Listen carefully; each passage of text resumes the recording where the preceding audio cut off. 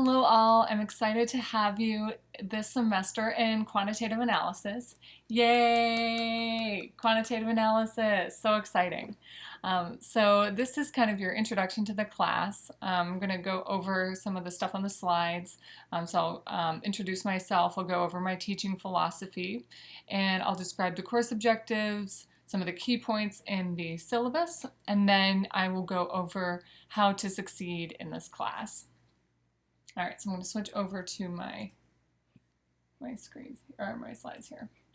All right, so first, who am I? My name is Roxanne Ross. You can call me Miss Ross. I'm from Boulder, Colorado, and as an undergrad, I went to CU Boulder for psychology and economics. And then after undergrad, I wanted to travel around a little bit before starting grad school, so I took some time off to go live in a van in New Zealand for a while. I had some weird experiences there. I worked at a kiwi factory, went hiking and saw some of the natural beauties that New Zealand has to offer. Then after my partner and I went and stopped by in Australia, we've had some wallabies, went on some other travels after that. So if you ever have any interest in working in Australia or New Zealand, I can talk to you about that. There's some neat opportunities for people if you're under the age of 30. Okay, and now I'm here in the Southeast, loving all your beautiful outdoors and mountains and whatnot here. Like to go hiking, like to go climbing. I'm currently an organizational science PhD student, and I am specializing in business ethics. In particular, I'm interested in learning how organizational cultures and leadership are related to ethical behavior. In particular, I want to know why kind of widespread ethical failings happen in the organizational setting. So think things like Wells Fargo, where 6 million fake accounts were created for customers. I want to understand kind of how the organizational culture can contribute to these sorts of issues. All right, so first order of business is my teaching philosophy, so you can have an idea of what to expect out of our relationship. And first and foremost, my focus is on student empowerment. So my job is to help you discover and be your best self. And that mainly pertains to your best self intellectually, but I will also strive to empower you psychologically and emotionally. And student empowerment dovetails with the second part of my teaching philosophy, which is dynamism, or what I call dynamism. And what this means is I want to tailor the class to you all and to current events, to the changing needs of basically our class.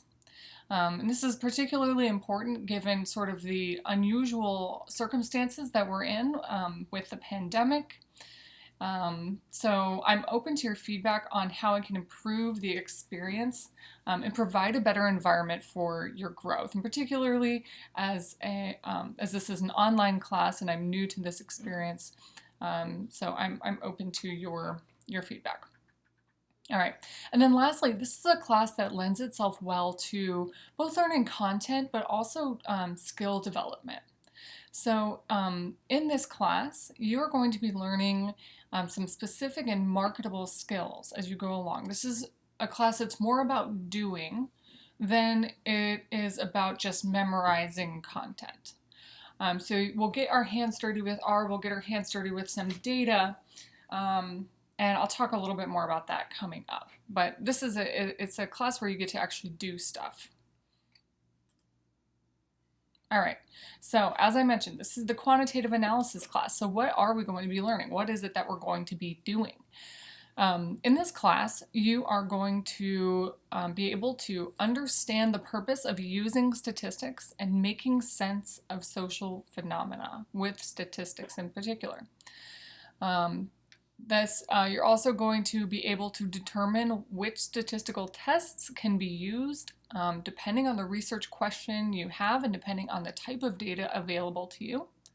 And then we're going to be analyzing raw data using R. This will be a big part of this class.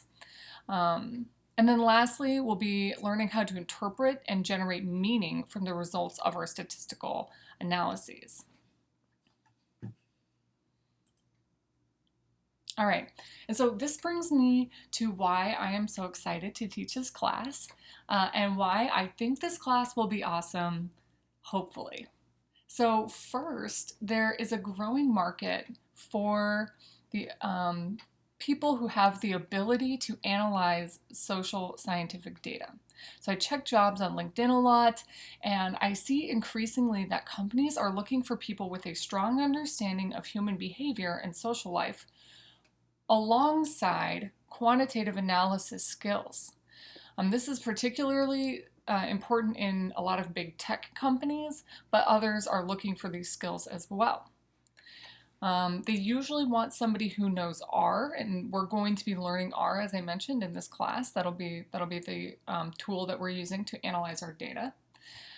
So you all are going to be learning some of the skills that could very well set you up for an awesome job working for a company like Instagram or Amazon. And you specifically have a unique and increasingly valuable skill set in today's market because you are social science students.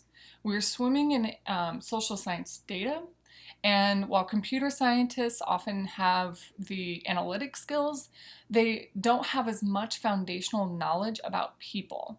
So that's where folks like you all come in, where you have this foundational knowledge of the social sciences, of sociology, perhaps others, but then you can learn the analytic skills that go along nicely with that foundational knowledge in classes such as these, and perhaps others if you choose to take others or if you choose to go to grad school. So it's that combination of knowledge of people and knowledge of statistics that is becoming extremely important. And then lastly, kind of on a side note, I hope this class is awesome because it is flexible and it's in a COVID-friendly environment. And so I'll talk a little bit more detail on that in terms of the online format of this class coming up here. Specifically, this is going to be asynchronously delivered. So that means there are no specific meeting times. You'll have the opportunity to complete your tasks when you want throughout the week. And this, I chose asynchronous because this is the most equitable and effective online format. So it allows you guys to kind of adjust to your busy schedules, or if you share a computer with someone, or what have you, it kind of gives you that flexibility. What this means, though, is that you'll have to really drive your own success. So you'll get what you put into this course, because I'm not going to be able to kind of monitor you as I would in maybe a physical class. So the onus is really on the students, really on you all, to make sure that you're following along and make sure that you're really getting the material. And of course, I'm always available for questions and for meetings and things like that. Okay, and so then I will have suggested deadlines every week, and then we have hard deadlines every quarter. So these quarterly hard deadlines, things that are after this, these dates for that quarter would be considered late. But other than that, there aren't penalties, but there are the suggested deadlines which are posted on your syllabus, they're posted on Canvas. That is the ideal format to follow. Okay, so what goes on with the grading and whatnot? The grades in this class are about effort, and they are about following along with the PowerPoints and the book. We don't have, in this class, we don't have standard memorize everything and regurgitate it tests. That's not what this class is going to be about. Instead, I have these weekly mastery quizzes to make sure you understand the key content. And you can take them as many times as you want right before the deadline, that quarterly deadline. And then you keep the highest score.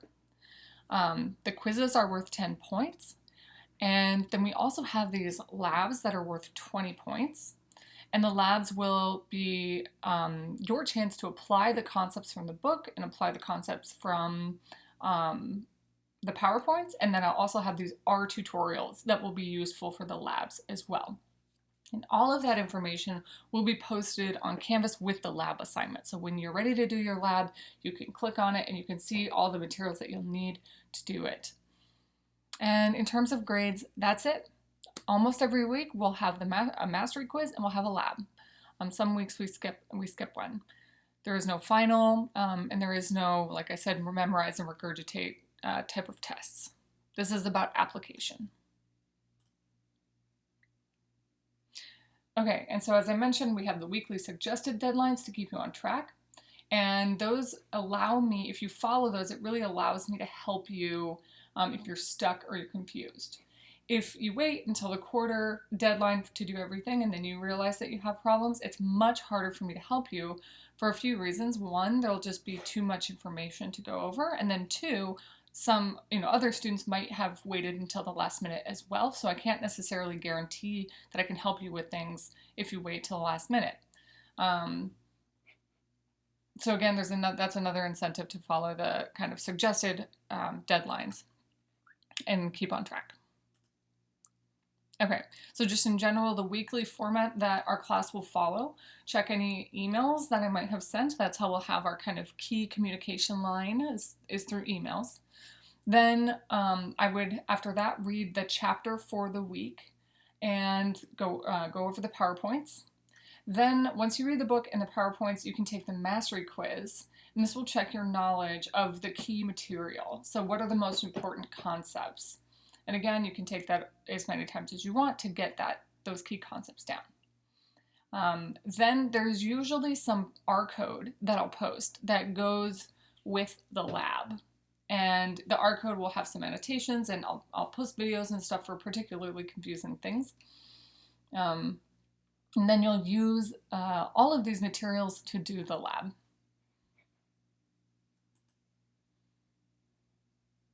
All right, so another feature I have for our class is what I am calling our weekly R Hacker lab sessions. And so basically what this is I want to host a work session for us to work on our R as a group. And I'll have it every Tuesday between 3 and 5. 3 p.m. and 5 p.m. that is. If those times don't work well for you, you can always schedule a time with me separately to meet and talk. I'm happy to talk with students. I love talking with students. I highly encourage it if you need help. The weekly R Hacker lab sessions will be hosted on Zoom, and I'll set up like some meeting times for us basically so you can put it in your calendar. And what this essentially is sort of like a virtual lab session. You can log in as needed to ask questions if you want to just drop in and ask a question and then go back to not being in the meeting. That's fine. And then the other option is you can stay logged on with your cameras and your mics muted if you're not asking me questions. And this will allow you to hear any announcements that I might make to the whole class. If there's like a common problem that everyone's coming to encounter, then I'll probably just say it to everybody who's logged on. And then you can easily ask me questions using the chat that way to kind of just keep the line of communication open. You can ask questions to the whole class if you want, or privately, and then you can also share screens with me. That is something you can do either way, if you log on as needed or if you stay logged on. All right, and then lastly, just some general notes on keys to success. If you haven't noticed already, I suggest staying online with the suggested deadlines, but there is that flexibility built in, such that if you miss a weekly deadline and you need to catch up the next week, that's okay. And then also, it is imperative to read the book. Details about the lab will be from the book. The key bulk of the material is going to come from the book, especially given that this is an online class. And then, yeah, attend the virtual lab meetings. Like I said, not required, but suggested. Anyway, with that, I would like to welcome you to our class, and I look forward to working with you all and learning about R and statistics. I think it's going to be exciting, and I welcome you all to reach out to me with questions, comments, concerns about the class, about grad school if you're curious about that sort of thing. Anything that you think I might be able to help you with, I'm available.